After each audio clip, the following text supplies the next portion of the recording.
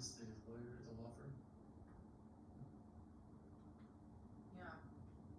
And we're supposed to go over the script for the board shoot tomorrow. Cause he doesn't like some of the changes we made to the script. So he wants to make his case. And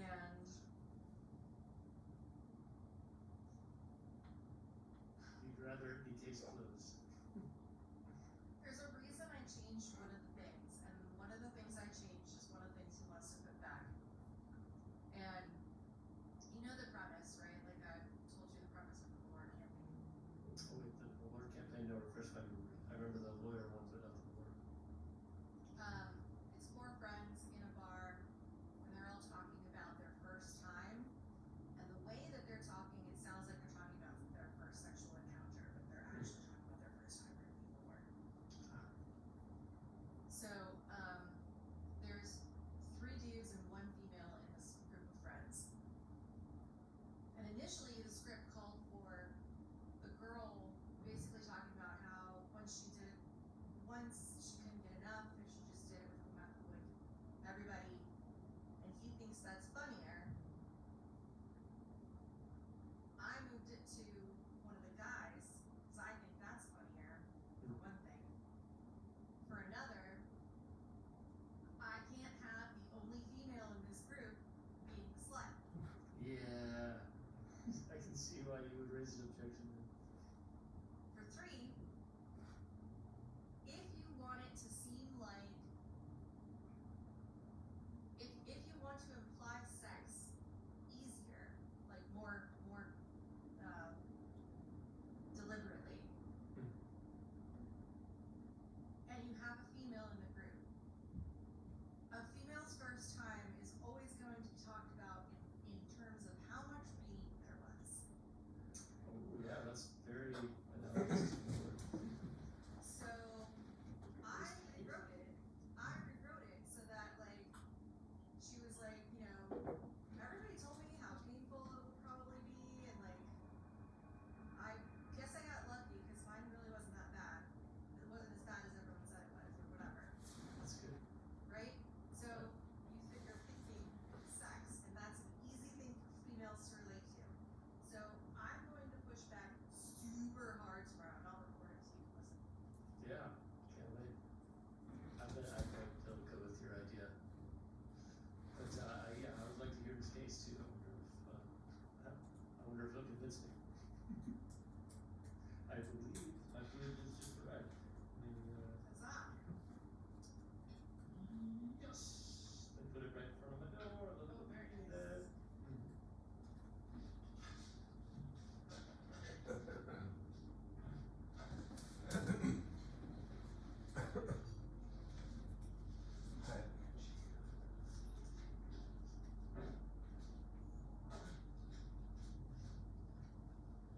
No closer to finding that memory though. I gotta figure out how to get to Zelda's study. I know where it is on the map.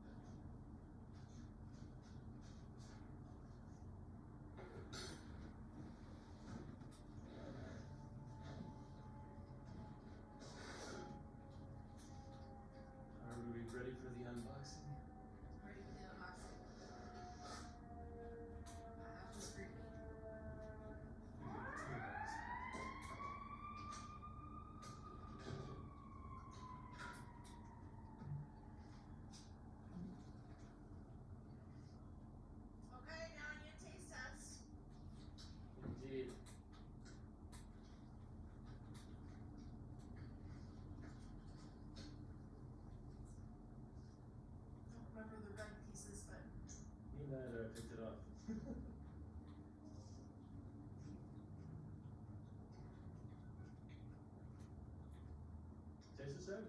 Ah! The wontons are, Nearest Cheesesteak Factory in Charleston.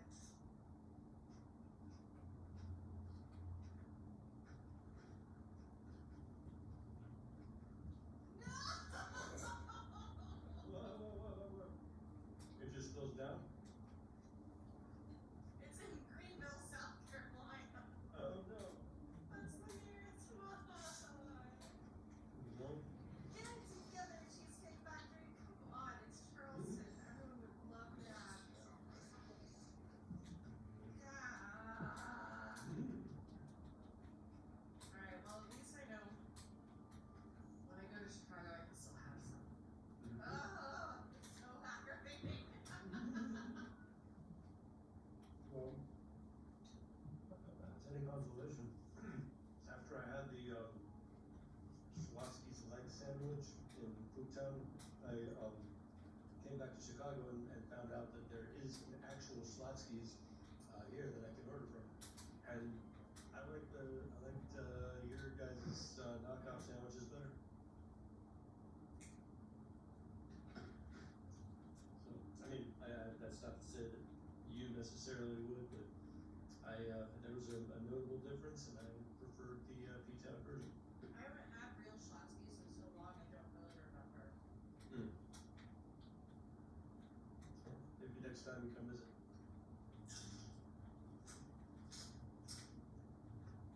One will not be. Hey? Really? Theoretically, they wanna fly me in for the shoots. Yeah. That's I'm excited because that's next one.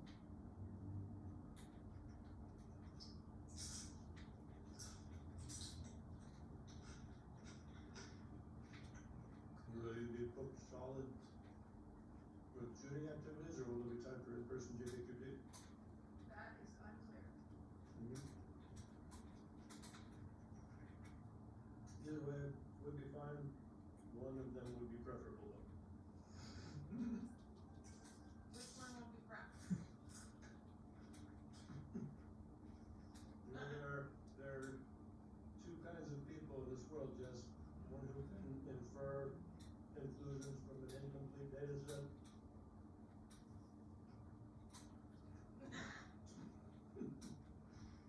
You were the first one to tell me that. Oh yeah? Yeah.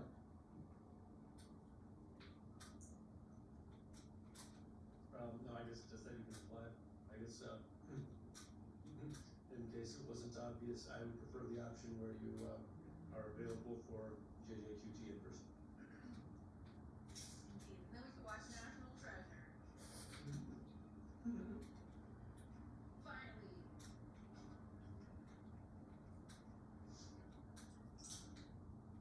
You're gonna love it. Maybe. I wanna keep an open mind about this. Yep, keep an open mind.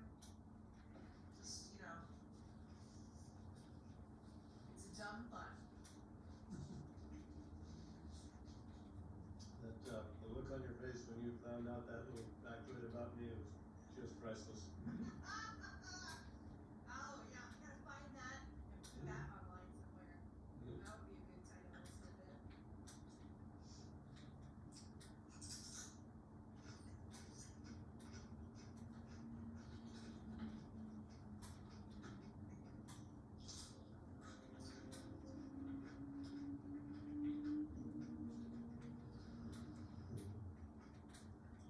What'd you have for dinner, pizza? Yeah. With, Pizza. I don't know.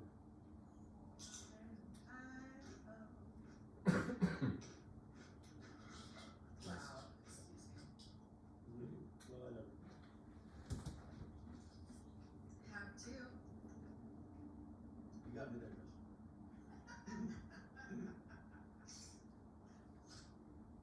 Oh, I'm so excited and jealous.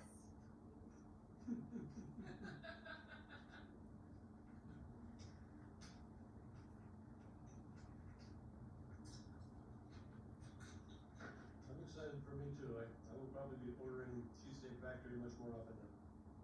mean, I already order them pretty often just by being very expensive. They got good shit. They got Mhm. good, terrible shit. Yep. I still prefer Grand Lux, but as they say, we'll never see his life again, and now his watch is ended. Mm-hmm. Little George R.R. Martin reference.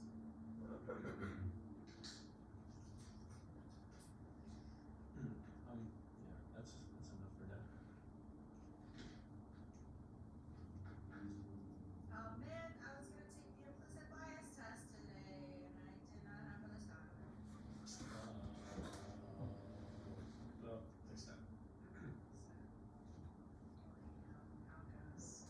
I do look forward to it. It was an eye opener for me. I will say, like, there's like different permutations of the test. You can find out how sexist you are. And at the time that I took this test, I had been at Punch Kick for a few years. I was pretty sexist before that, but like I think it had effectively been trained out of me because I did not, that there was no like difference in speed in my being able to identify a woman with a position of power, like a powerful adjective as a man. So I am a feminist. Even my brain is like, even my automatic reflexes are feminist. I love that. Alright. Still gotta like understand how this experiment is done and what the controls are, etc. Yeah. I'll figure that out though. Don't worry. Oh, do I look worried? So worried. I just hope it goes okay.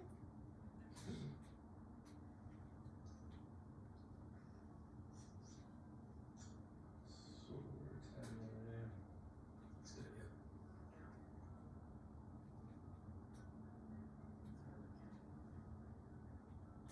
Maybe you need a new cartridge.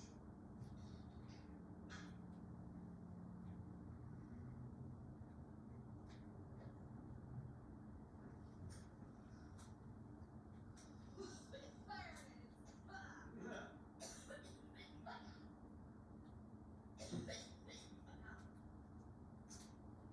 I love you, man. Oh.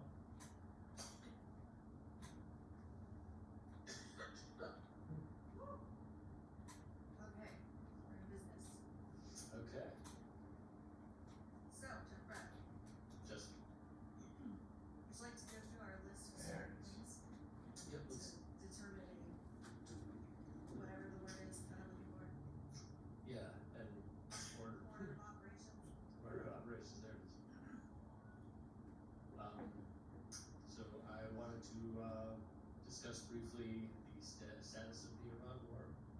I wanted to talk about Kash Patel suing the Atlantic, and I want to talk about a funny thing that Pete Hegseth did.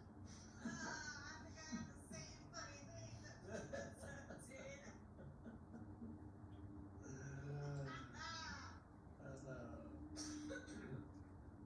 Does it reference the same? Do you have any non-political stuff for things?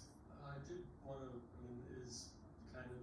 I mean, it is political. I guess it's just not really in relation to a current event. And it was a story idea. I just wrote Pam Bondi and Kristi Noem team up to take Trump down. I mean, story worthy. Like it's stranger than definitely like. Well, I don't know. I don't want to say it's like out of the realm of possibility because those two are such publicly hated figures right now because of their attempts to launder Trump's reputation. They have sacrificed their own, and that is exactly what Trump does, as I see it, is he consumes people's reputations and then discards them as he sees fit. So like, if if I am Pam Bondi or Christy Nome, I maybe like take whatever secret he has on me, whatever leverage he thinks is going to keep me quiet forever, and just be like, fuck it, let's do this, sister. Ride or die. Yeah, the fact that they're still kissing his ass is so strange to me. Are they, I haven't heard them in the news stuff like they're still making waves. Yeah. No, they're not making waves, but like people who have them on to interview and ask questions of, always inevitably go to those questions, and they're still like, Donald Trump is still more of this country, blah blah blah. Like, you don't have to say those things anymore, right? Maybe they do. Maybe that's part of the deal. I don't know. I mean, why else would they say that? I mean, nobody actually believes that. Well, I don't want to say nobody, like, there may be someone who does. Including himself. Sure, but I mean, he posted a AI image of himself as Jesus. Like, that should tell you what he thinks of himself. Doesn't mean he has the healing balls of light in his hand, though. Did you see somebody's theory on? Did you see somebody's theory on that? I do not think so. Otherwise, I'd be as enthralled as you. Okay, first of all, Joe says, I was just watching a bunch of fart clips on Instagram. I hope those don't come through. So, I haven't heard any farts. okay. Show me. Where is it?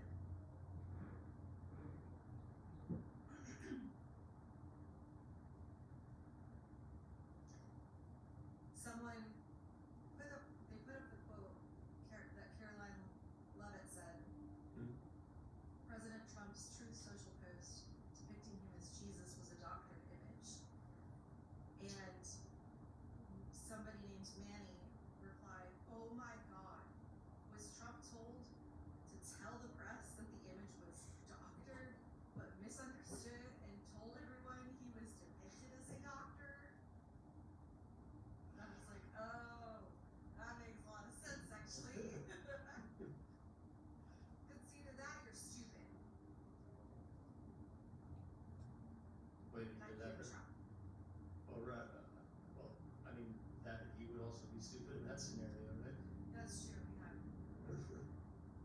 So like, either you don't recognize, you said it last time, I think, either you don't recognize the most obvious Like, iconic. biblical character, Yeah. which means you're not really a Christian or something, Mhm. or you do and you're comparing yourself to people. Yeah. In either So, case, no one on the religious right should find this acceptable, in my opinion. Yeah. And many have. Doctor. Did Indeed, you? have. Are you sure you want to rethink that one? Maybe you could just say, my assistant posted that, like you did for the other one. That would be way better. Well, he's already undermined that. I mean, not that he's really shown a lot of consistency from one statement to the next, in history. But like, he did say on camera, I posted the image. He did say on camera, I posted the image. He did say on camera, I posted the image. I thought it was me as a doctor. Like, that's what people told me. So yeah, it's damned if he does, damned if he don't. So dumb. Yeah. There's no way you saw that and didn't make the connection to Jesus. The only way that you saw that and didn't make the connection to Jesus is if you don't actually have Jesus in your life very often enough to recognize the symbology when it is right in your face. I mean, I feel like that's kind of like generally understood by this point. He's had so many times where he could have mentioned his favorite Bible verse. He was asked specifically in like a pre-2016 election interview, like favorite Bible verse, and he's like, I don't want to get into that. That's personal. I mean, it's my favorite book and everything, but it's very personal question, New Testament or Old Testament guy? Equal, I think, yeah, they're both very good, very good. You know, he's, when he did, at a rally attempt to quote a Bible verse, he quoted the reference as being 2 Corinthians, when in fact the name of the book is 2nd Corinthians. And, you know, it's, I mean, I guess who's to say that, like, some people don't call it 2 Corinthians, you know, most anyone in my family or, who loved me was a household memorizing the books of the Bible, which I still know that. I think I still probably quote all the books, recite all the books of the Bible. But, yeah, it's 2nd Corinthians. Galatians, Ephesians, Colossians, 1st and 2nd Thessalonians, Titus, Bible, Hebrew, Judah. I got lost.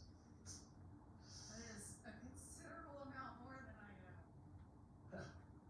Let's see if I can get them off. I get the rhythm.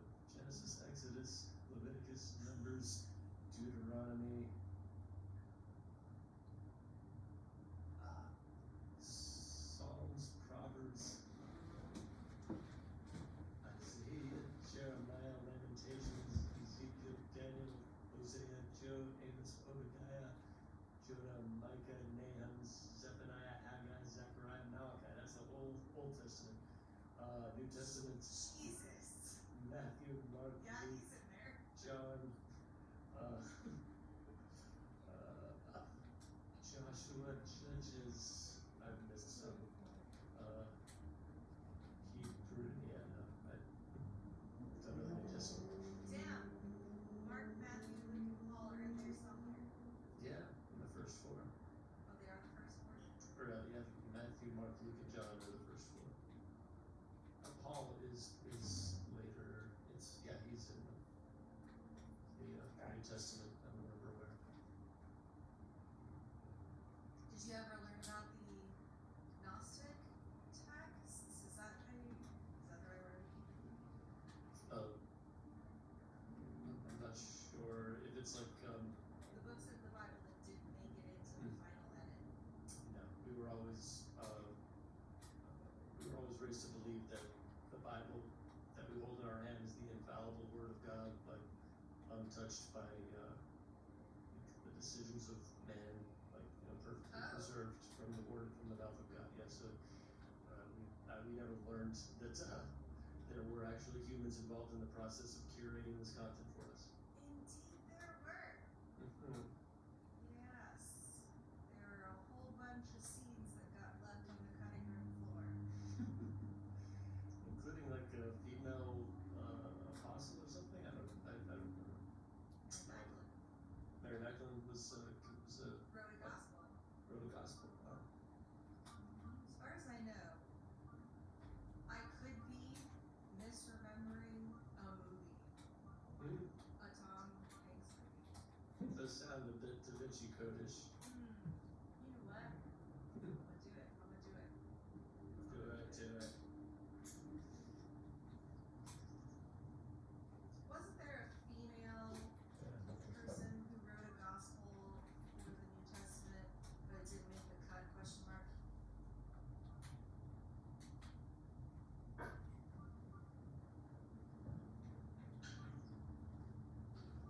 Oh, yes.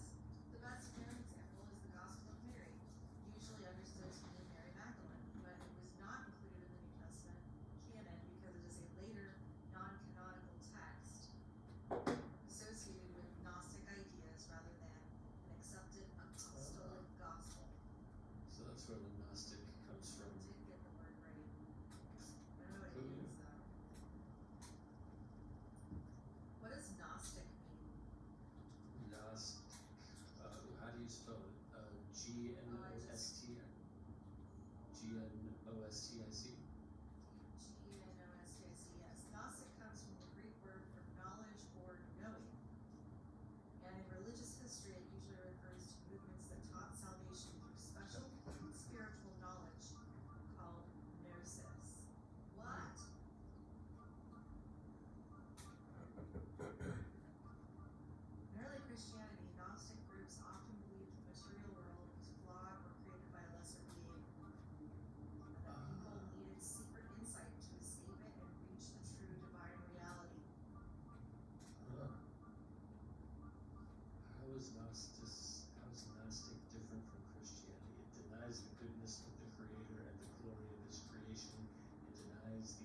incarnation, the resurrection, and the need for redemption.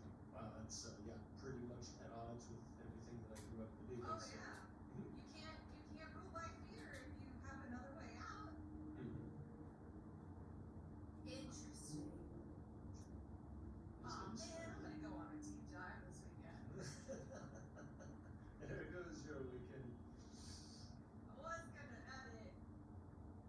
Nope, gotta go down a rabbit hole. We need to have a segment called Rabbit Holes. Oh, that's not already covered. Well, I mean, it's just tangents, but like, it might be like a deep dive on a particular topic that we talked about before. That might be like worth vomiting into the universe. Yeah, yeah, okay. Maybe, we'll see. Rabbit hole. What would that image look like? Yeah, because I could have gone down that whole, the rabbit hole of how ICE's funding is an appropriations language that specifies a certain number and it's for-profit prisons, and I went down that whole rabbit hole. I could have just gone down that rabbit hole again. We could have called it the rabbit hole. Yes.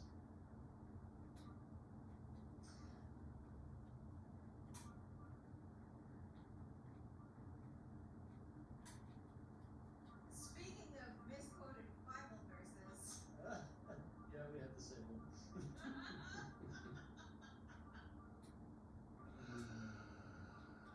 Oh boy.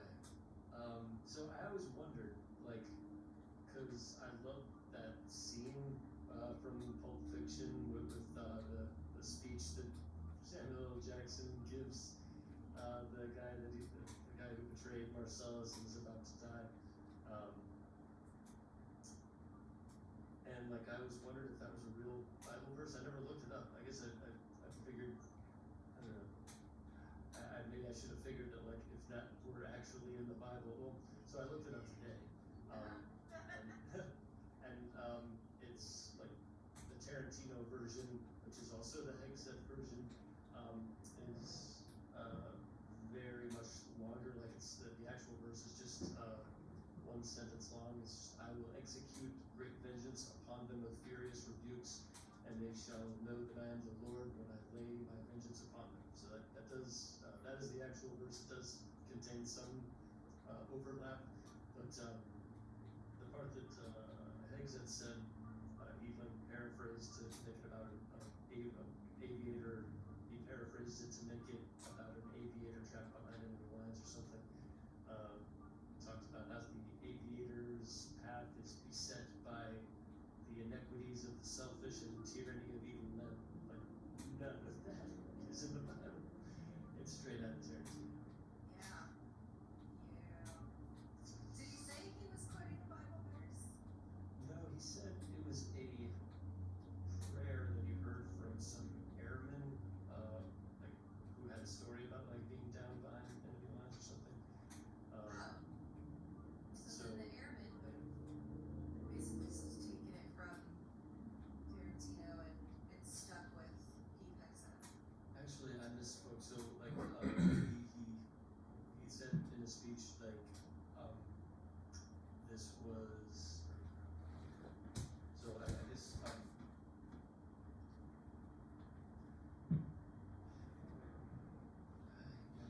me actually drop the perplexity because I don't think the airman quoted that verse. I don't think they made any reference to Ezekiel 25:17. But No, and Nahashrian, I'm looking at getting it. there Oh, was. Wow. It's like the number associated with the rescue team, CSAR 25:17 was like the name of this search and rescue team, or maybe the aircraft or something. That And was the guy who told him the story.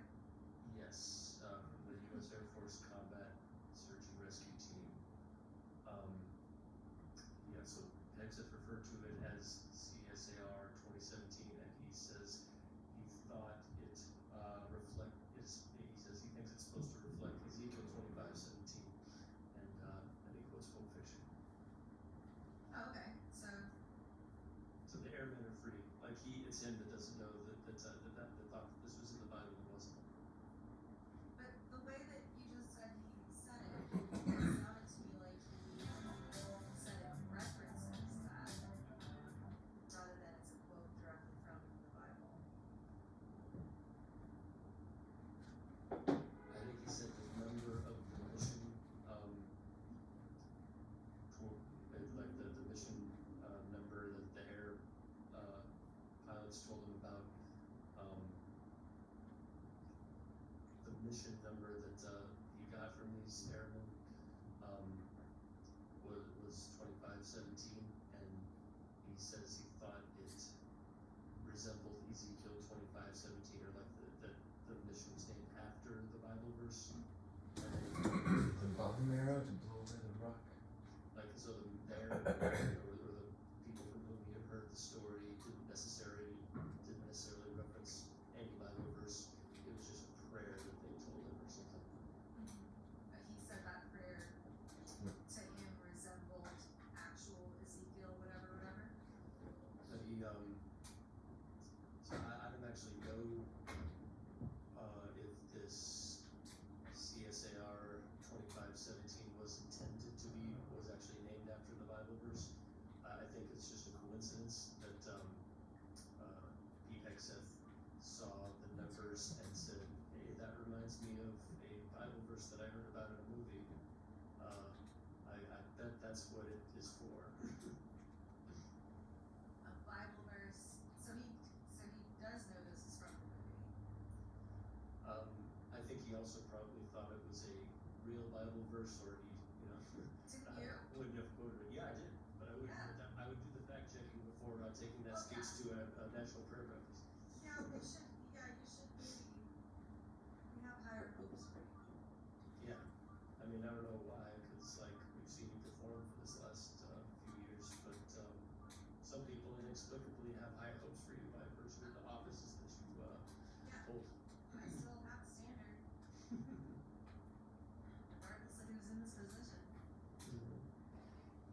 So yeah, ship up and ship up or ship out, Hegseth. Thanks for tuning in this week.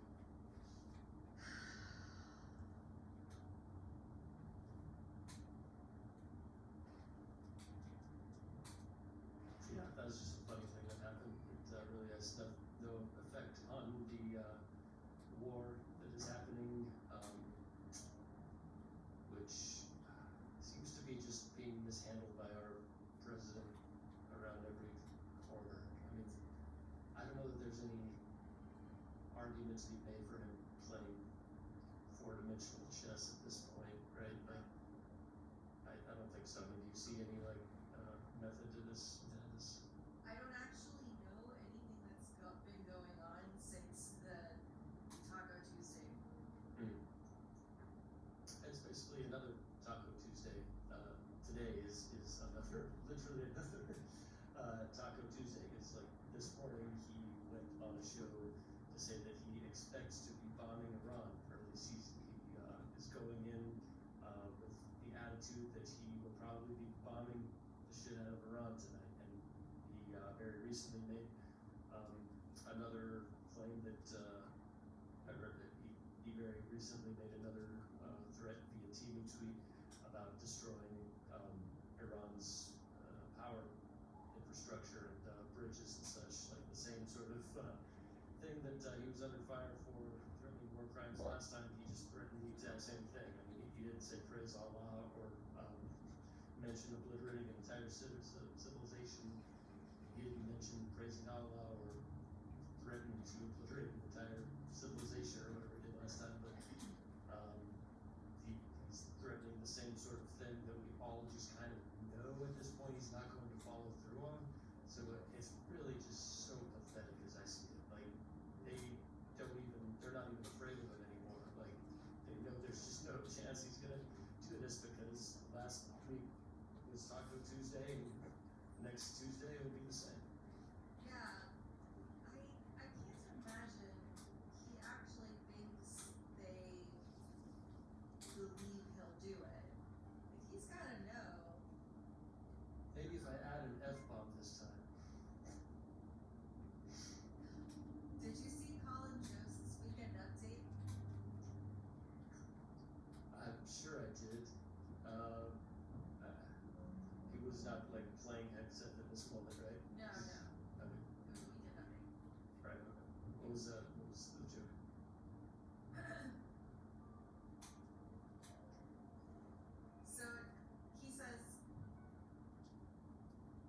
something to the effect of,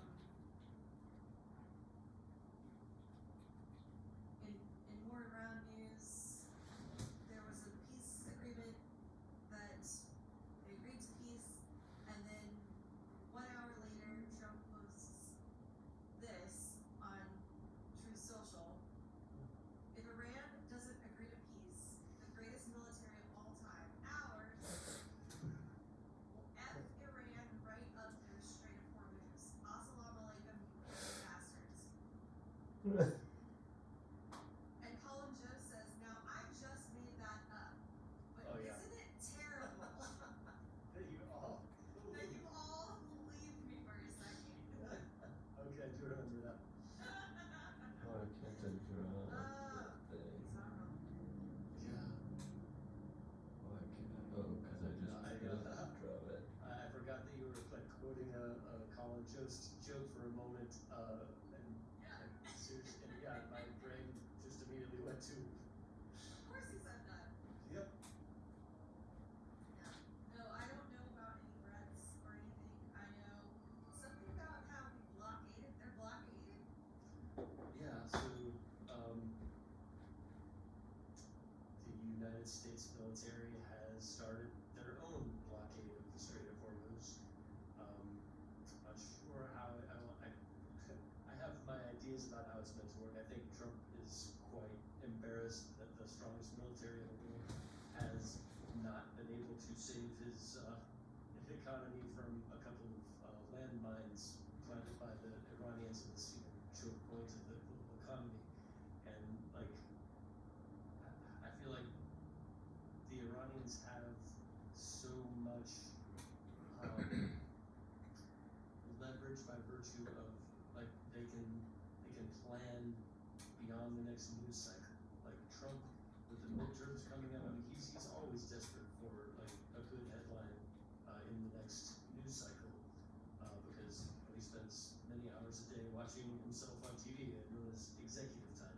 But like at a time like this when Forgot about executive time. yeah, it came from him. I forgot that's where it came from. Oh god. Okay. Yes. But anyway. And now more than anything, like his approval rating is at an all-time low. His like special elections are showing a very anti-red trend is brewing for these upcoming midterm elections, and I feel like he fears being an even lamer duck than he already is in the form of losing the House and Senate and thus being forced to maybe come to terms with what is in the Epstein files. So I think these are the last gasps of a desperate man. As I see it, like he wants some good headlines, and so like he wants to turn the tide for the midterm elections, and so he keeps on lying about how well the talks with Iran are going, and they're just making him look like a fool.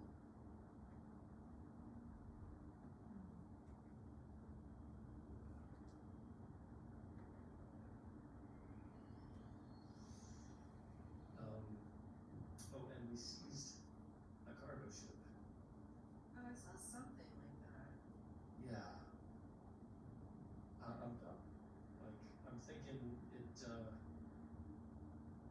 is similar to the sort of early move of finding just some easy target your first day in the prison yard and shitting them or something in front of everybody to look like a badass. Why is this your impression?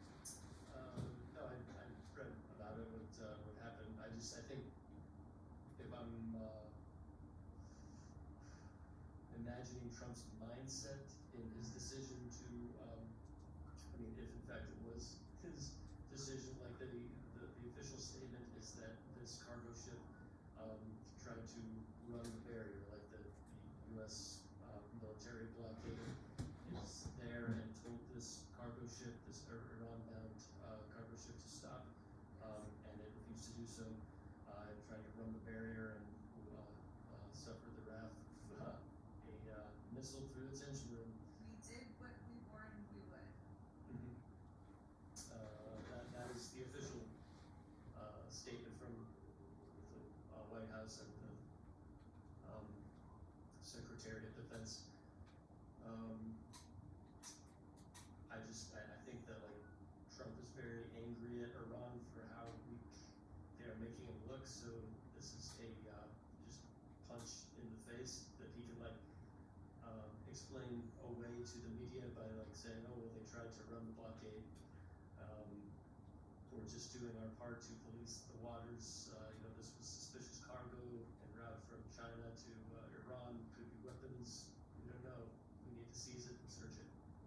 But you think that it's not genuinely because they tried to run the barrier, it's because they're trying to shiv somebody in the playgrounds or the playgrounds.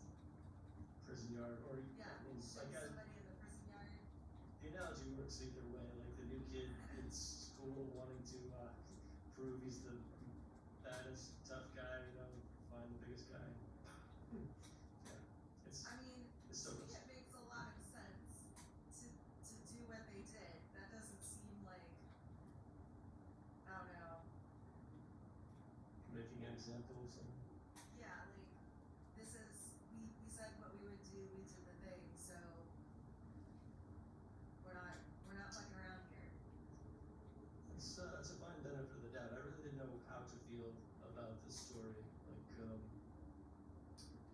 Iran is, saying that it is a violation of, the ceasefire that existed at the time,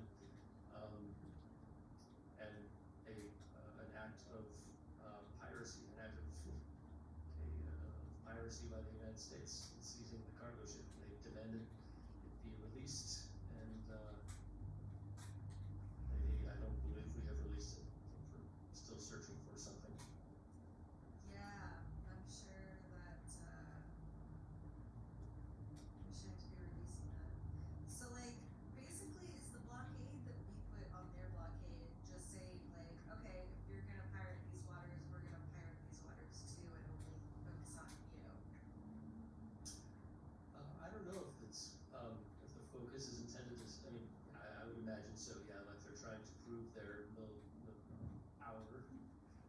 Trump is trying to prove the United States' military dominance over Iran in whatever way he can without, obliterating a civilization or committing a war crime.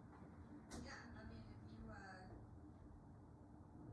you set up shop and have a checkpoint and that affects your bottom line, you can't get these things out because we're here, then that's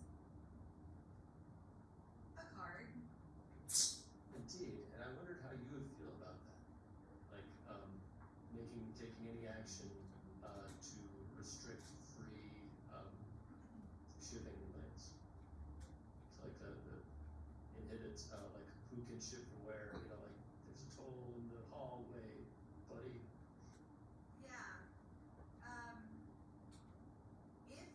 If this was a situation where Iran was shooting people and we wanted to tell them they can't do that anymore, they can't have their choice, then that would be acceptable. Or if not us, at least like somebody over there who's got a presence, make a blockade and do the thing. Oh, okay. Because Trump has started this, well, technically Israel started it.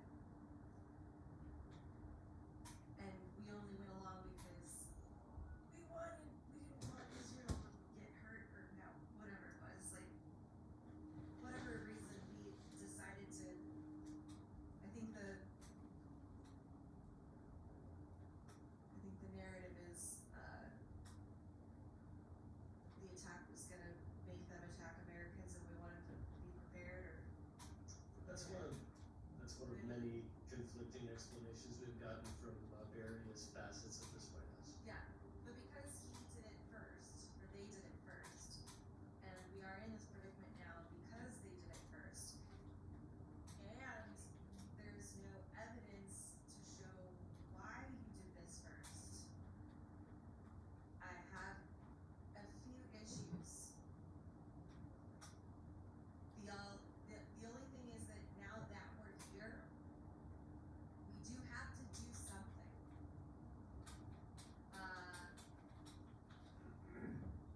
And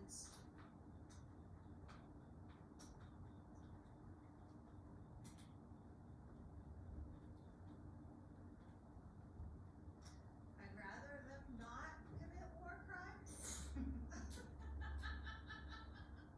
Like, if this is a card you can play before you play the war crimes card, please do that instead. I'm fine with that. But like, I don't think they should play the war crimes card. I don't either, but like, you're okay with, well, I don't want to put words in your mouth, but are you insinuating that you might be okay with it in a less, like a, as No. a last resort? It's still Okay. not okay. Okay, good. Cause like you started that with like, I don't want them to commit a war. Yeah, like, I don't think anybody wants that, including Trump. He just wants to get a deal. We're never gonna do that though. We're never gonna do that. They know we're not gonna do that. So like, why are you even trying it? You Yeah, know at least they make know. the threat credible. Like, you've got advisors that know about military things, right? Why not ask them for some plausible things that you can threaten? And, maybe add some caps lock and expletives to get a little zazz, but make it a credible threat. Don't make it the same exact threat that you didn't follow through with last week. That's where I'm like, okay, he's either smart or he's not. He's gotta be one or the other. I think I know where I'd place my bets. Actually, I don't know. No, you I feel- frequently talk about how smart he is. Yeah, and in some areas, I think when it comes to the art of manipulating the media, there's no one as like savant level genius as he is. Unfortunately, I think that's like the only tool in his tool belt, and maybe for a reality TV star, that's a quality. In a president of the United States, I see it as more of a handicap. I mean, anybody in government manipulates the media. That's not new. But They just suck. if he has intelligence, he knows, he has to know, if he does negotiations all the time, right? He's the negotiator. So like, the way you do business is still going to apply in this scenario, just, on a different scale. So like, he has to know. It's not a credible threat. Well, when it comes to being smart in business, I don't necessarily think he is. I mean, he's run so many of his properties into bankruptcy and like put his name on Trump University, which ended up like going under from a like huge class action lawsuit. I mean, like he does not know how to run a business. Why anyone thought that? I mean, like his most successful financial endeavor was The Apprentice, was him playing a Is that fictionalized true? version of himself. Yeah. Is that true? Yeah. That's his most fiscally successful endeavor, was The Apprentice. Yeah, I believe so. I can fact check it real quick. Yeah, let's do that. What Trump's most successful business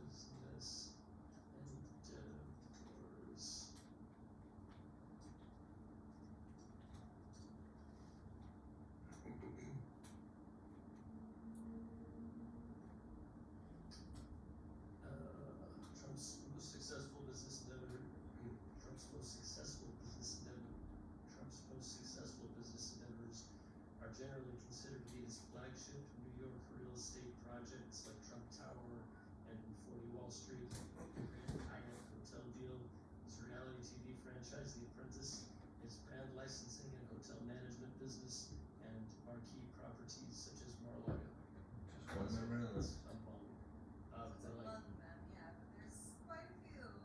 Like, if I'm thinking about the 80-20 rule in business, like, your 80% of the businesses are gonna fail. Only 20% are gonna succeed. So like, that you tried and failed something is actually kind of admirable.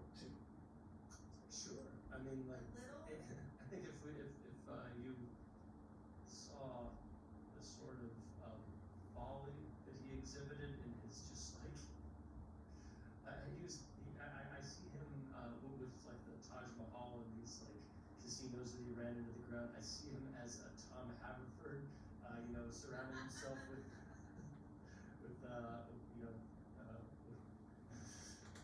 what's his business partner's name? John Ralphio. John Ralphio, surrounding himself with John Ralphio Ralphio's types. Aspen Stadium.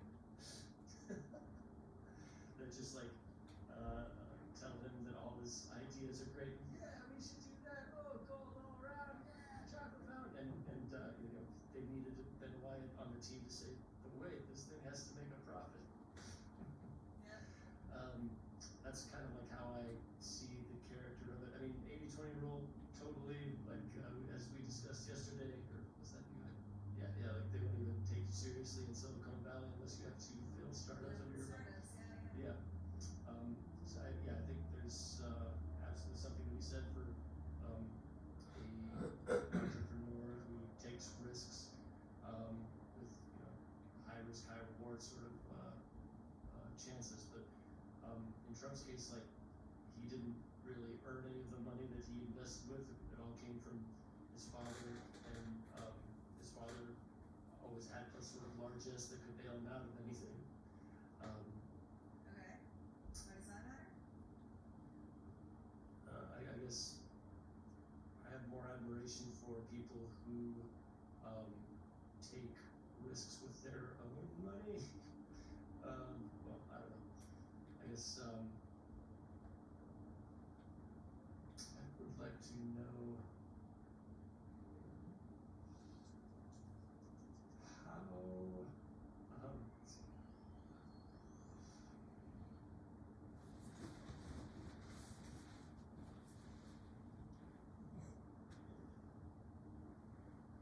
So I'm trying to avoid asking the perplexity a politically weighted question. Or like, What are you just trying to ask? I can help. like how successful he was on average in business. Oh, yeah, let's I see. mean, that would like, it's like I've heard that one year his businesses lost so much that like they accounted for an entire percent of all of America's like declared losses that year. Like Donald Trump alone lost 1% of like the entire losses across the United States, which I just thought was kind of an interesting tidbit. But Does that mean he didn't make any profits that year? I don't know. I don't either. But so basically we want to know, like, comparatively, for people who do the amount of business Trump is doing, how successful in business, well, he has his hands in a lot of different businesses. Yeah.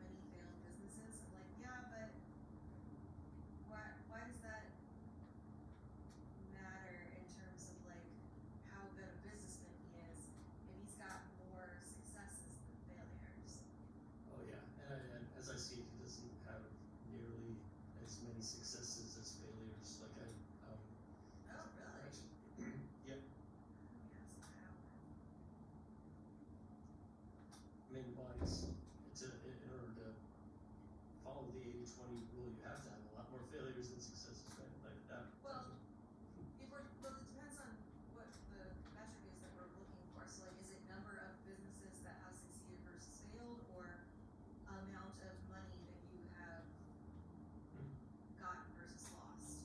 Oh, like 80% of your revenue will come from 20% of your business ventures kind of thing. I guess I'm just wondering if the total revenue of the 80% that failed is less than the total revenue of the 20% that succeeded. Either. But you're saying it's the other way, right? So I've only heard the 80-20 rule in reference to the sort of manosphere, Andrew Tate kind of advice when it comes to men, or 80% of women being attracted to 20% of men. I've never heard it in the applied to business, but that makes perfect sense. And like, if it were a perfect analogy, I would say it means that 80% of like 80% of your profit will come from 20% of your business ventures. Like most of what you attempt will not pay off or pay off very little, but like in the 20% of cases where you make like the right move at the right time, like that little effort will account for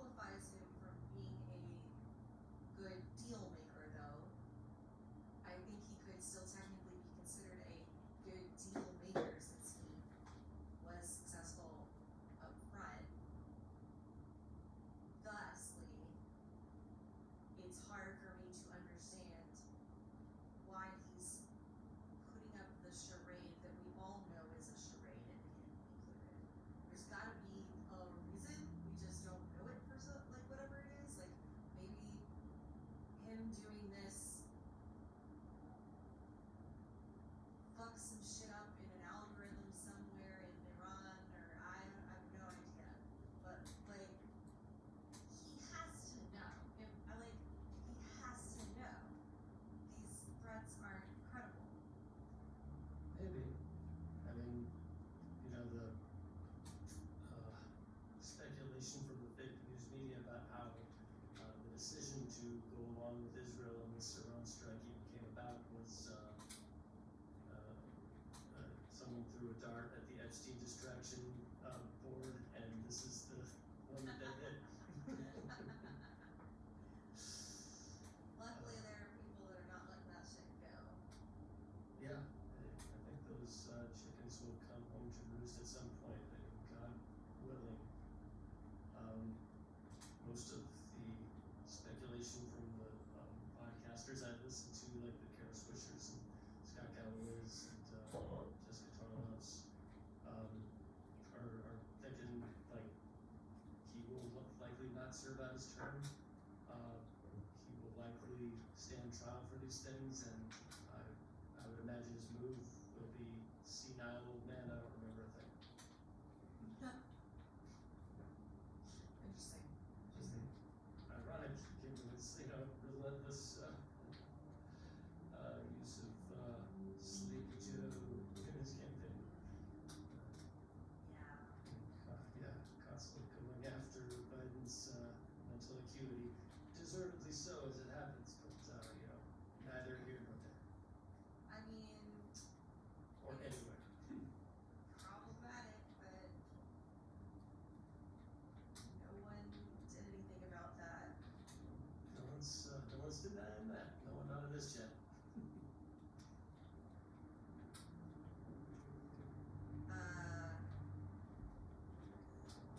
Do you have any more Iran memes? While you look for the memes, I am gonna get an apple juice.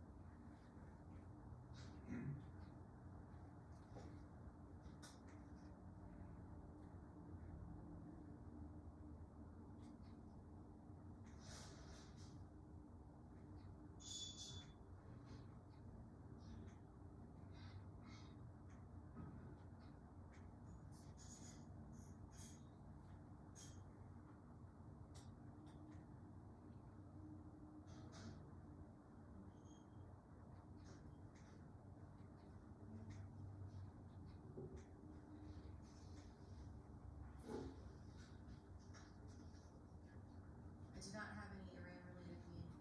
Iran-related memes. I do not have any Iran-related memes that I could find. I do have random ones about capitalism, bureaucracy, and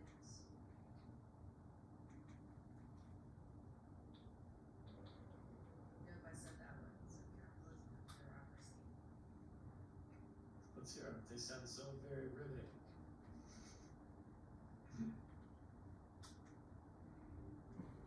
You think the solution to failing bureaucracy is more bureaucracy? I like that one a lot. Is it like Sam Elliott meme or like a No, Boromir? it's actually, I wanna say Sabrina Carpenter. Oh. The look on her face that's like,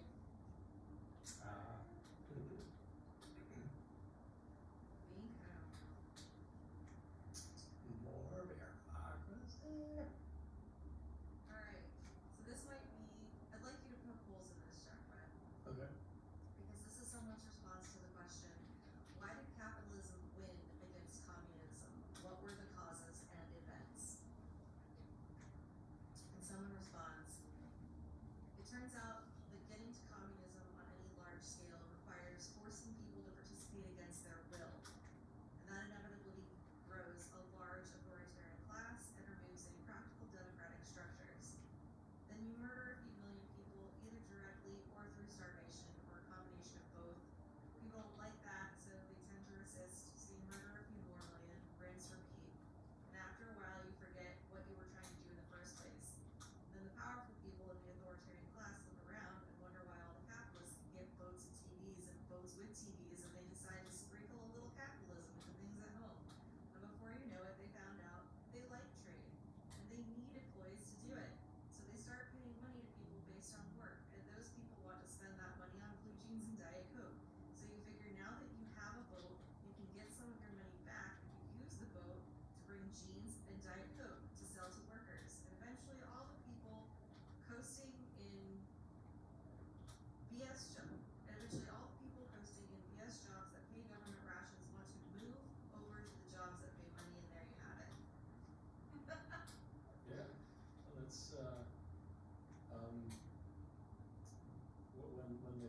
when the question is posed, like, why did capitalism win over communism, we're talking mostly about the Cold War.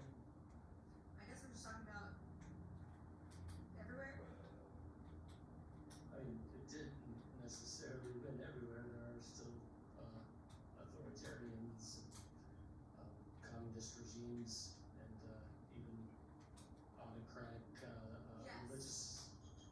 Yes, but like it's the reason why capitalism wins against communism is because the people don't want to live under the authoritarian regimes. That there are people who live under authoritarian regimes is true, but that they do is simply just that they haven't done their rise up part yet.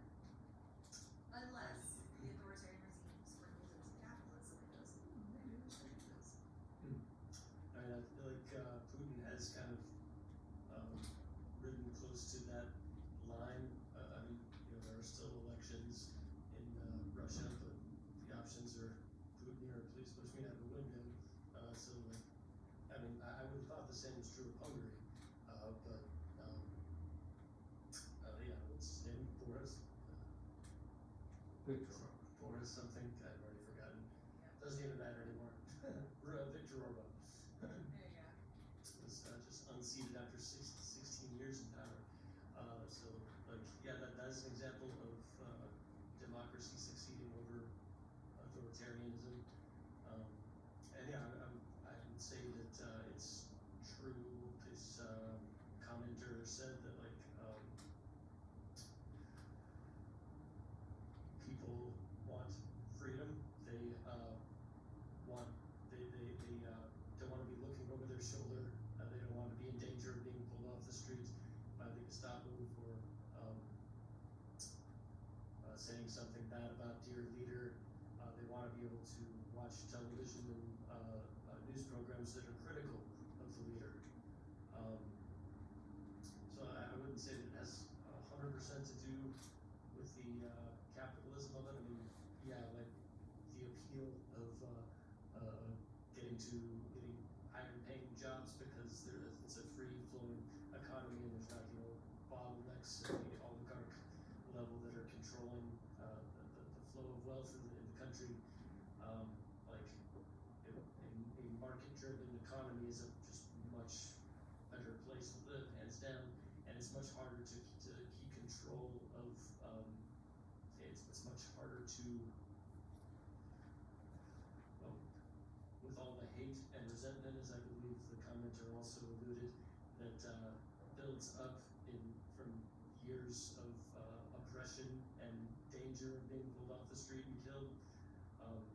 There's always going to be like sentiment, whether expressed or just you know, drank away in a bottle of vodka. It's a lot harder to keep a leash on those people. I mean, Americans feel generally, well, I don't know, maybe this is a time in history that is sort of unique when it comes to how comfortable we feel, but I would argue that we still enjoy many more freedoms than the people of Russia, and I'm very, very much, I would very much prefer to be here than there. But I would also argue that if it were just the rule that capitalism beats authoritarianism, well, yours was about communism. I don't know if we're like Communism makes authoritarian regimes in the end, is what the point of that one was. So you have communism, but you're going to force people to do things they don't want to do, and eventually it's going to wind up in being an authoritarian state. Like it never doesn't wind up being an authoritarian state of communism. so then that's what the Fix that is to either rise up and take down the democracy, or they realize, oh, we should make this more capitalism and prosper better, blah blah blah. yeah, That's the point. yeah, I don't see any problem with that. I just really like the way it was like votes and TVs, votes with TVs. Yeah. Felt like Dr. Seuss.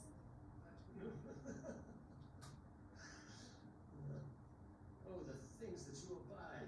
Capitalism's nigh.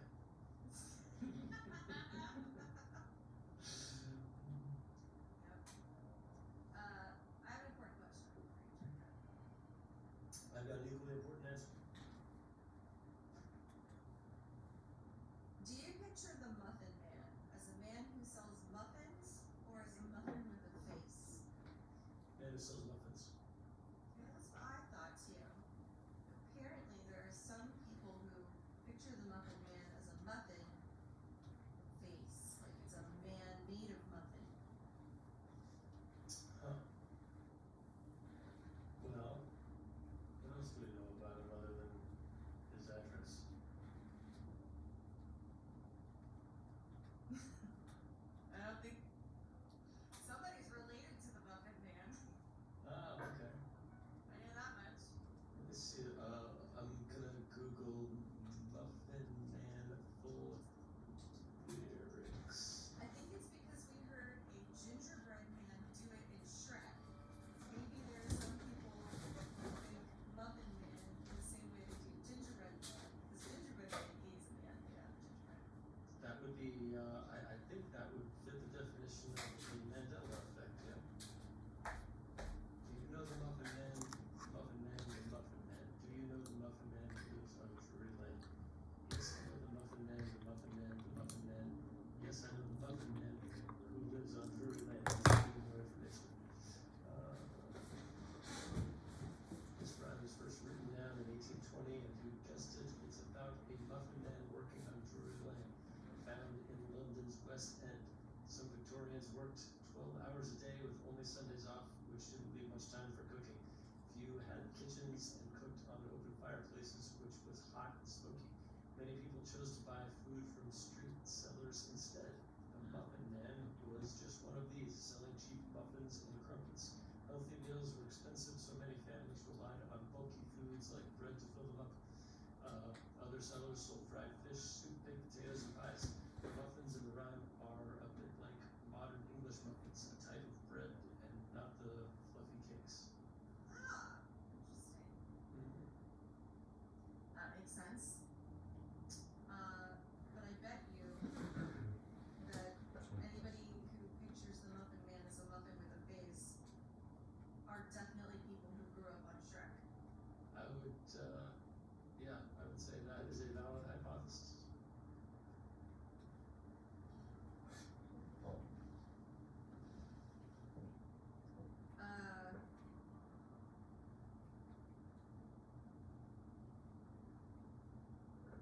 Did I tell you about selling sunlight? No. Okay. Let's hear about salsa. An interesting tech news. There's a company that's planning to sell sunlight. Oh, Insofar as the idea is that you open their app at night, click a button, and they use a satellite to beam sunlight onto your exact position so that you can see in the dark. what? That is insane. Yeah, I can see how that would be possible, and wow, what an idea. Right? Huh. You need a lot of money to put some shit up in space for that. Yeah, that's, That's an idea for Elon. and like, wow, I mean, that's gonna call so many legal things into question. I'm trying to sleep over here. It's freaking 3 a.m. I wonder how tight they can make the beam. Like, is it like a flashlight? Will it basically just be a pinpointed light, or So, so it's not about, it's not about making the entire neighborhood bright? I don't think. it's not about turning a night sky into a sunny day. It's just like they'll shine a light directly on your location and probably Like a charge you small- money for it, so it's Yeah. it'll be a thing that I have a gender reveal party, or I'm going to propose to my special lady. I want the light shining down on her at this very moment. Yeah. Wow. Interesting. It's a really interesting idea. So to see if we can find any more information about it. The company's called Reflect Orbital. It's a California startup. Its website describes the service as on-demand, behavioral, and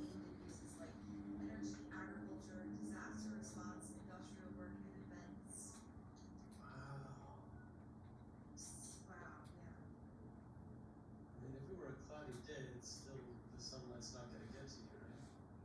It's only got 2 satellites in orbit right now, but they wanna have 50,000 plus 50,000 plus satellites? God, by that's a, 2035, yeah. What was the question you just asked me before that? I was reading. oh, 50,000. I wonder how much it costs to launch one of those things into orbit. Oh, yeah. And I guess if it's gonna be their own army of, satellites, which, yeah, otherwise they'd have to use NASA resources that probably wouldn't let them do that. Yeah. And luckily, we have some crazy ass people who have enough money to experiment with that kind of shit and build a market for it. So there's even competition. Like Yeah. you have 2 people to pick from. High voltage Please. satellites in the air. Oh man. Yeah, private space travel is a booming industry. The next Yes, big it thing will. is we, yeah. Absolutely.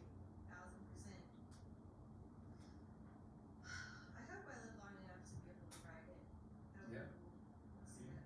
I would like to go to space. I would like to, go up and see the Earth, like orbit around the Earth, see it from above like that. I really would like that. Yeah. Or at least I believe that I would like that. And in this, as I am safely tethered to the ground by this thing called gravity. Yeah. Cool. Yeah, that's what time it is. Tech news, tech news, tech news. Sorry, spur of the moment. Not my best work, it's not a keeper.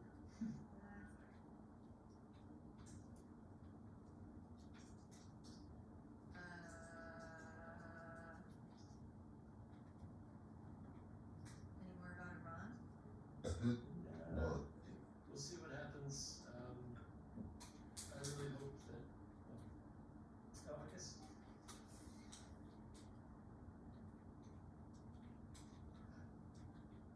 The media is going to continue to crucify him as long as gas prices keep soaring, but they'll also, like, even when the Strait of Hormuz is open again and gas prices go back down, but like Trump still hasn't managed to do anything about Iran's enriched uranium. They'll still crucify him in the media. So I think.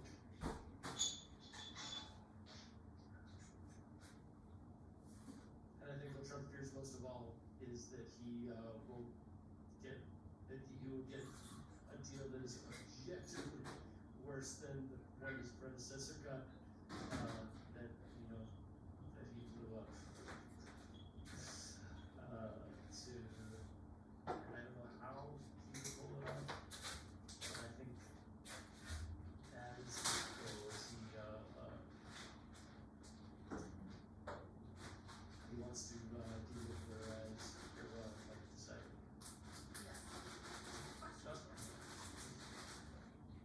Yes. If Trump comes away from this whole debacle with the uranium that they've enriched,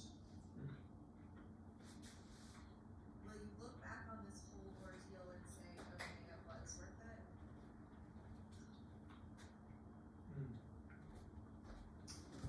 Was it to blow up the Obama deal? I'm not sure. I think that deal had a expiration date anyway. He would have had to renew it. I think maybe I would prefer that he had renewed that deal than take the route that would end up in a girl's school in Iran being accidentally decimated. But who knows if that route, if just extended the original Obama deal, would not have kept as tight a leash as necessary on their nuclear ambitions, and would ultimately give them a bigger, deadlier nuclear weapon. I mean, this is pure speculation on my part. This is as a non-nuclear enrichment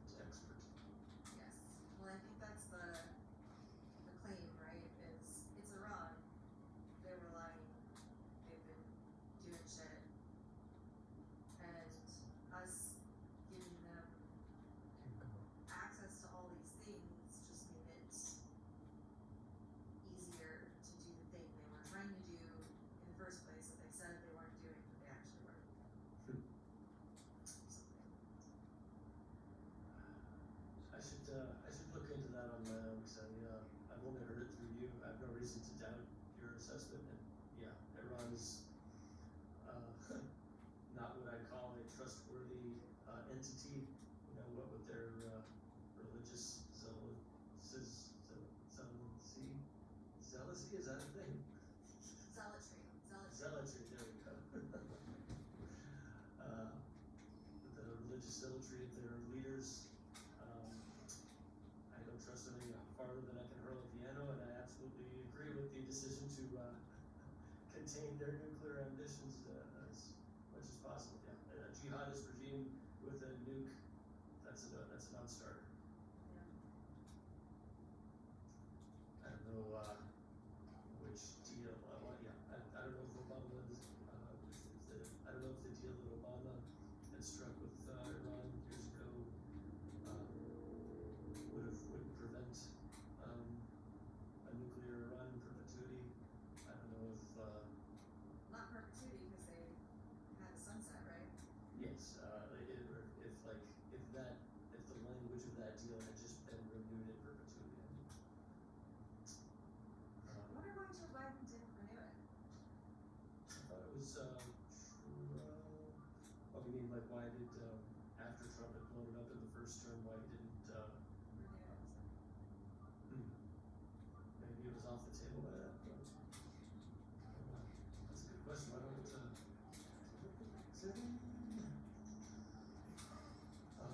after Trump backed out of Obama's Iran deal, why didn't Biden reinstate it in his term?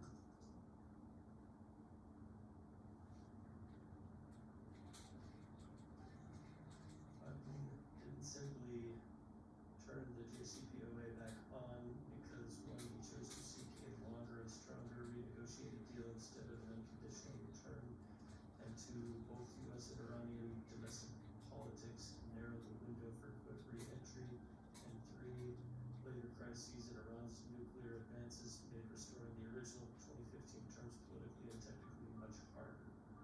So they had, gotten farther in, their enrichment goals, and it was harder to let go of that, enriched uranium, I guess. And they wanted a better deal than the JCPOA. That certainly seems to be the case now, especially now that they've also learned that they can, choke off the, world supply of oil and make Trump very sad and angry. It's only 20% of the world's supply of oil, though. So, like, I don't understand why everything's going this high, or maybe it would be like even higher if it was more of a percentage. Like 20% of the world's oil supply is like okay, but there's still 80% of the oil supply. So Hence our still being able to fill up our cars even if it is, X number of dollars more. It makes sense that, you know, the demand has shrunk, so the prices have gone up. all that's to say, Or excuse me, the supply has shrunk. Demand is growing. all that to say, I don't understand. It does not seem plausible to me that Trump is making these threats thinking they are actually threatening. He's got to know they aren't. Like, just as a business person in general doing deals, he's got to know these are empty threats. So I wonder what other reason there might be for him saying these things. You know what, I think there's a way to perceive this where we're both right. That where he can be like not an idiot when it comes to business, you know, very business savvy, but still just not have, achieved a level of emotional maturity to where that sound mind of his, can take over in these moments. Like his emotions just, get the better of him when Iran is, playing hardball the way they are, and, he, that just, his sort of like inner 5-year-old takes over and turns on the caps lock and just lets loose, and that's not something that his business savvy, brain, you know, it just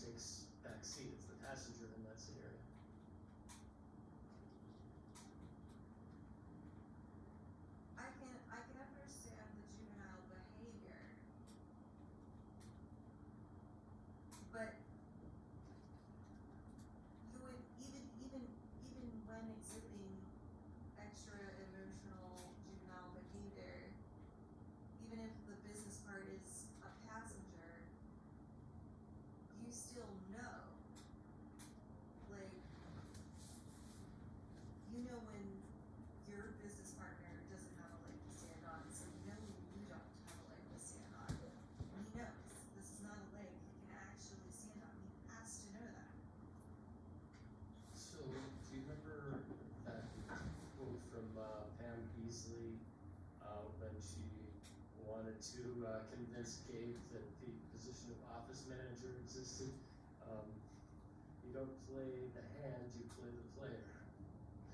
Like, perhaps Trump thought that by using the caps lock as much as he did, I mean, and again, this is in his like emotional state, sure, like he has access to this business prowess in the back of his mind, but like, maybe that business prowess, maybe like the successes that he has had in business have been from his pulling a sort of dramatic move that made the other party think he was going to do something reckless, and then they came to the table and caved at the last minute. Maybe like he believes that by using this particular language, they will be threatened into backing down. You know, speed chess rather than slow chess. Yes, but if it didn't work, if you tried it and it didn't work, trying it again, especially so close to the last time you tried it, seems like the dumbest thing you could ever, like, it's so, I just don't understand, like, he has to know that because he did not follow through on his first threat, that every subsequent threat is, like, exponentially less threatening. He has to know that, like, just he has to. Well, I mean, forgive me if you feel like this is a whataboutistic answer, but like, do you think he should have been smart enough to know the image of Jesus when he saw it? Like, was there a long game, or was there some kind of like deeper game that he's playing with that move? Because that seems just like a universally bad idea. Yeah. I think an equally valid hypothesis is perhaps at one point he was good at business, good at deal making, but he is an old man and has simply lost his marbles. It would certainly Really? explain a lot, wouldn't it? I mean,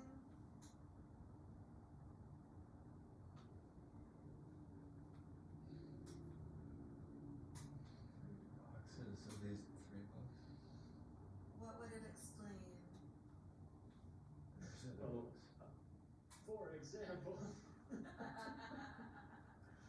do you recall a rally in the lead up to the 2024 election where he's got several indictments against him? He's at a rally. It's supposed to be a town hall type affair where like they ask him questions. He gets a question that he's uncomfortable with, and instead of continuing the town hall, he cues the music and dances to YMCA, and then another song plays after that, and he continues the dance party, and then 40 minutes of songs of Trump's greatest hits play, and like the people that are there endorsing him behind him are looking at each other like not knowing what to do, and like this was just another week on the campaign trail. Like many similar headlines came about in those days, but like that was one kind of just like crazy old man moment that I remember that like were it anybody else, just that's all we would be talking about. I see. You don't suppose he was told to like vamp, like they were trying to get something to happen at a specific time, and maybe somebody was late for something, and so he just decided, oh, I'll keep them entertained see how that would be any less crazy.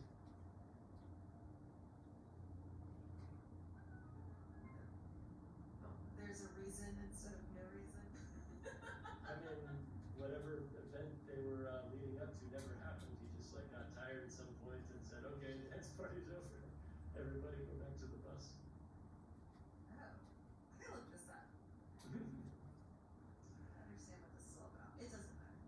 I mean, but that's just like one of many examples. I mean, the Jesus being another example, the threatening to annihilate an entire civilization being another example. I think, yeah, maybe he had deal-making prowess in his day. He's like so comically unqualified for the office he holds now, to be so unqualified to be making deals at this level at all.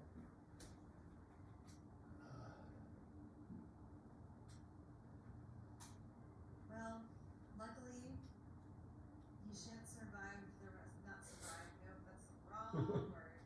No one ever did that. May he live a long and healthy life Yes. in prison. In prison. I mean, he'll never spend a day in prison. That I can. He almost should. He bet the money on that part. Yeah. I would bet the money. Not on the Poly Market app though. I don't trust that No. thing. Not on Poly Market. That was John Oliver's main takedown this last week too. So.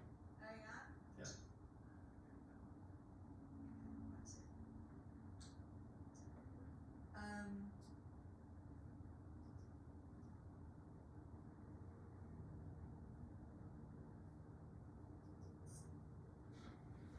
How do you feel about, or no, let me see how I phrase this.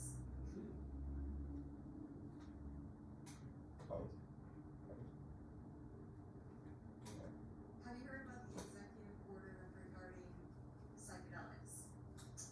Have What do you think? Trump did something I vehemently agree with. Actually, let me actually correct that, because strictly speaking, I like to follow the science. I consider myself a man of science, and I think the FDA approval process should not be tainted by the endorsement of any political leader or podcast host.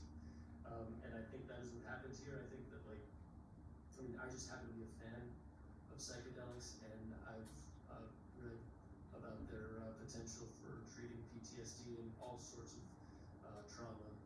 And my personal experience with psychedelics, yeah, it absolutely tracks. I think those with trauma, those with demons that they are constantly fighting, I think psychedelics are an absolutely invaluable tool to help face those demons. I wish there was not such a stigma against it, because I think, yeah, many people who find it objectionable for like whatever religious or 60s upbringing sort of reasons, I just think they're missing out. I think if they tried it, they might have a whole new outlook on life. All that to say, I found it super weird that Trump signed an executive order with Joe Rogan standing behind him. I mean, sure, guest in the White House, but like the fact that this decision to fast track the FDA approval process of this was not based on scientific evidence, but rather the anecdotal evidence brought forth by his buddy Joe Rogan, who happens to be one of the most popular podcast hosts in the world. That's not the right reason to have made the decision, so I see it as It's also not the reason that he made the decision. There was science involved. was it Yes. science communicated to him by Joe Rogan? No, science communicated to him by doctors that were in the room with him at that time as well, explaining the benefits they've seen and how they're very excited to get to study it officially now. I would bet that those doctors to, legitimize the whole thing, and I'm sure there are legitimate doctors with, real big plans for this program. But I would very much doubt that, any sort of scientific evidence was behind his decision to fast track this. I mean, in fact, it is actually known, the text message, chain that, he had with Joe Rogan where, Rogan, reached out and Trump's just like, yeah, you want FDA approval? You got it, man, let's do this. Yes, that obviously isn't just Trump saying, okay, here you go. It's Trump saying, yeah, let's figure it out. Okay. That's the benefit of the doubt. And But, I mean, that to me makes total sense. Joe Rogan has been an advocate of this for so very long, that it makes sense that he's there, considering he is the impetus for the reason why it got looked into and approved as an executive order in the first place. So, that he's there with him isn't weird to me. I am also, I'm under the impression that it's, the executive order is simply to allow it to be studied, not that like anybody can use it or something. well, the executive order was a directive to sort of have a headline privileges to, any study related to this, I forget what it's called, but this, Ibogaine or something, I've seen. ibogaine. Ibogaine powder. Ibogaine powder, I bet my life on it. Ibogaine.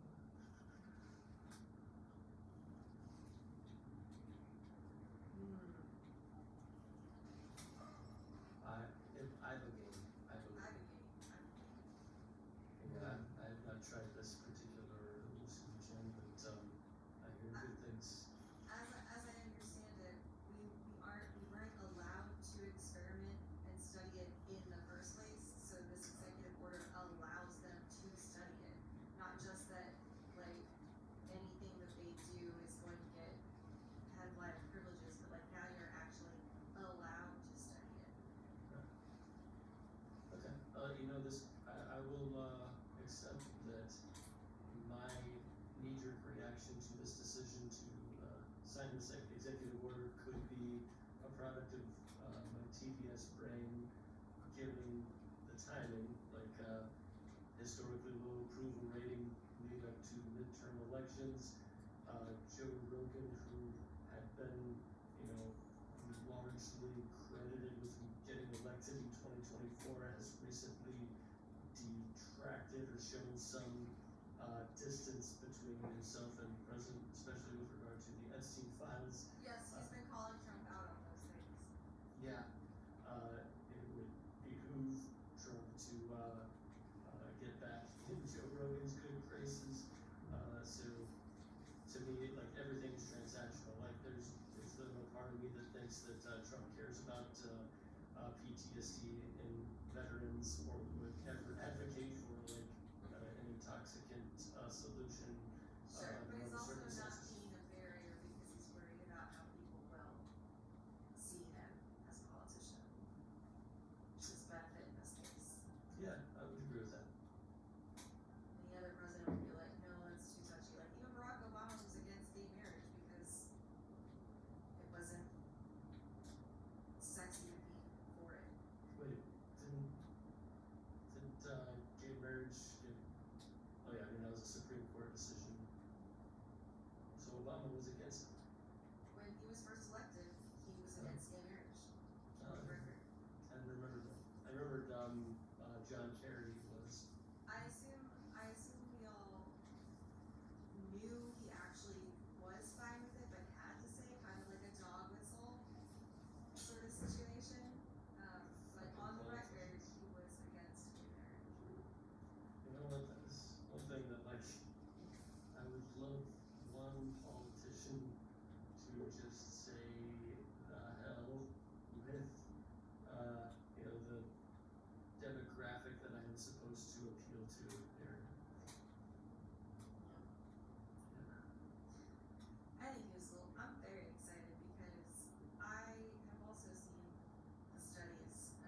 especially with PTSD, and the mental health crisis in the United States is crazy ridiculous. I think a lot of it has to do with our new way of living life that we're not quite sure how to navigate yet. You mean We've this- had a couple of generations where we can talk to literally any person on the planet that we want to at any given moment. Hmm. And we don't think that changes society or wacky. So I think having, at least giving the ability to like do more government funded studies, like, or at least break down the barrier that prevented anybody who wanted to study it from studying it, at the very least. Yeah. Is a good step forward, because it could go a very long way, with the right, like it could become a treatment under doctor's supervision. You can do these things, and it gets rid of a lot of shit. Like what he said. Yeah, I really, I look forward as well. I also hope that the stigma goes away. Like, Yes. especially for like, I think it's called green drugs or something. Like, if the earth grows it naturally, it shouldn't be off limits, is the idea. And I kind of agree. I'm pretty much limited to those. I'm pretty much like limited myself to those. Yes, that is good. Yeah. Even Even when when it comes to hallucinogens, I tried acid once, but yeah, I really prefer shrooms. yeah, I'm so glad. Yeah. Natural studies.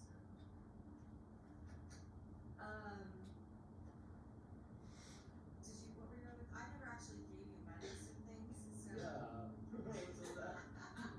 We just kind of rolled into the conversation. We did. Yeah. So I have two non-political stuff and things, although one of them may be slightly political depending on your perspective. Okay. And then one other political stuff and thing that we have not yet discussed. Okay. The political stuff that we have not discussed is regarding the Bilderberg group and the meeting that they had last weekend. Okay. And the talking points, or the non-political stuff and things, are the toilet paper warehouse fire arson in California and the missing or deceased scientists. Oh boy. Okay, I remember hearing about the missing or deceased scientists. I don't know about the Bilderberg meeting or the toilet paper rolls. Okay. Give me a moment to refill. Yeah, go for it.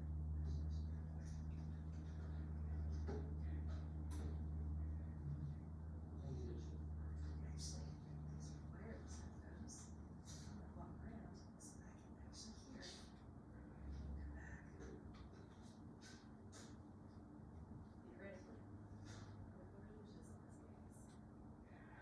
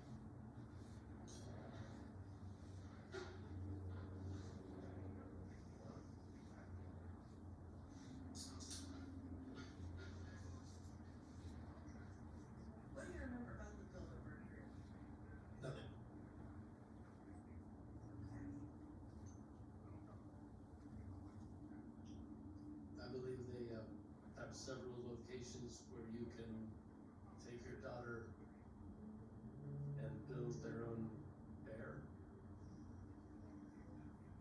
Very close, Jack Brennan. Okay. So close. Alright.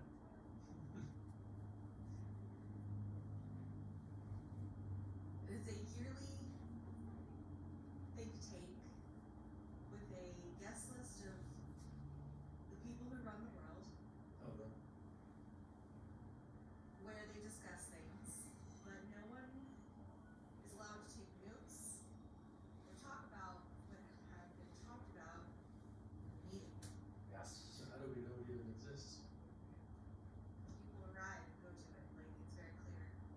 Ah. And it's not a secret society, it's just that we're not allowed to know what goes on, I guess. Cue the Wire scene where Stringer Bell is cussing out his one of his henchmen, like, I know you're not taking notes at a meeting about slinging heroin. We're gonna have to put that in right here.